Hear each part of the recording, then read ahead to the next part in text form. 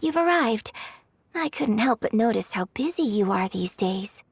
If you could manage to find the time to sit and enjoy an opera together, or share a pot of tea, taking a moment to slow down and enjoy the finer things in life is always beneficial to your body and soul. Yes, you needn't worry. Everything here seems to be in good order, not to mention the delightful scenery.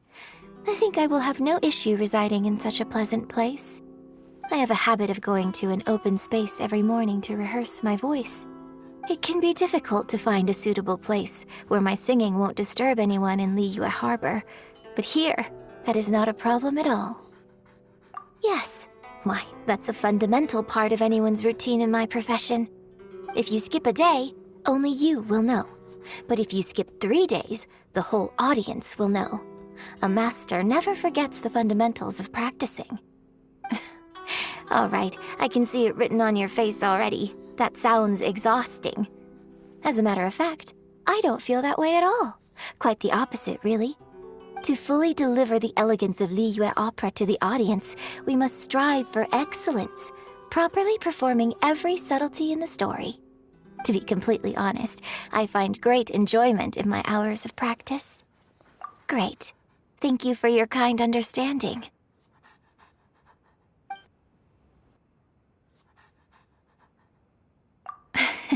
How kind. I do appreciate your courtesy. However, in my practice routine, I tend to go over my whole repertoire, both singing and reciting. I may suddenly be acting dreadfully mournful one moment, and then practicing a hysterical laugh the next. I fear such a kaleidoscope of outright emotion may scare you. I would much rather prefer to offer you a complete and fully prepared opera instead. Great. Thank you for your kind understanding. Yes, that would be perfect. I've been meaning to ask for your guidance on many things. It's just that you've traveled extensively. You have much experience for me to draw upon. I must respect you if I wish to gain from your experience. To be completely honest, there are times I have considered giving up the opera and taking time to travel around faraway nations. But things are always busy in the troupe, and I've just never found the right opportunity. After traveling to so many places, I'm sure that you've learned many different customs. Would you mind sharing some with me? For example, the swordplay of the knights in Mondstadt. What's that like? Does it differ from that of the martial artists we see in Liyue? I've also heard that the swords produced in Inazuma can cut through nearly anything. How do they forge such sharp swords? A fighting style that flows like the wind. I wonder, are they capable of even manipulating the wind in combat? I want to hear all that you have to say. It truly is fascinating. I'll be sure to prepare some more questions for the next time we talk. Of course, I'll be sure to make our conversations worth your time as well. I will prepare an appropriate gift for you as thanks for answering my questions.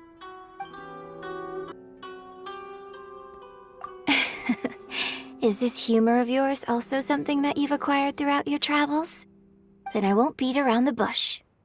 To be completely honest, there are times I have considered giving up the opera and taking time to travel around faraway nations.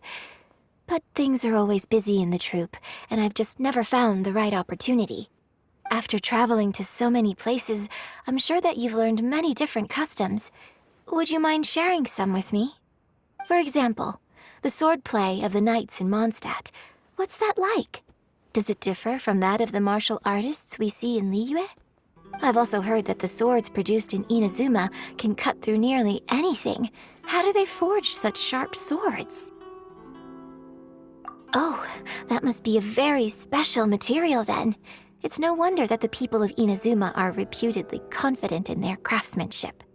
I want to hear all that you have to say. It truly is fascinating.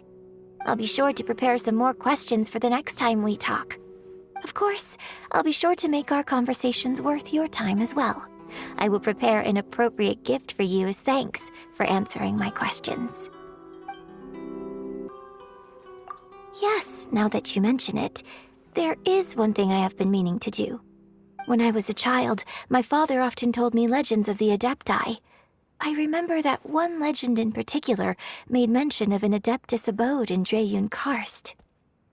Yes, that's right.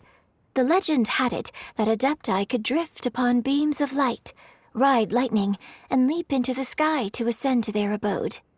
From their lofty dwelling, they gaze to and fro, drifting over land and sea, they know not the world below. My father would have a mesmerized look on his face whenever we got to that part of the story. But though the story has been passed down all these years, no one has yet to ever see such an abode. It has always been my dream to go and see such a place one day.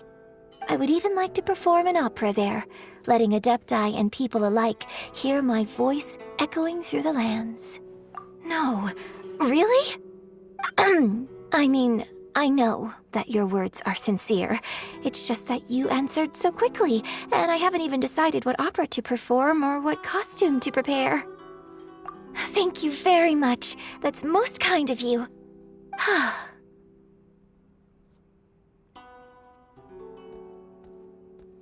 All right, I have some ideas. I think for the performance, I will sing a selection about you and your dealings with the Adepti.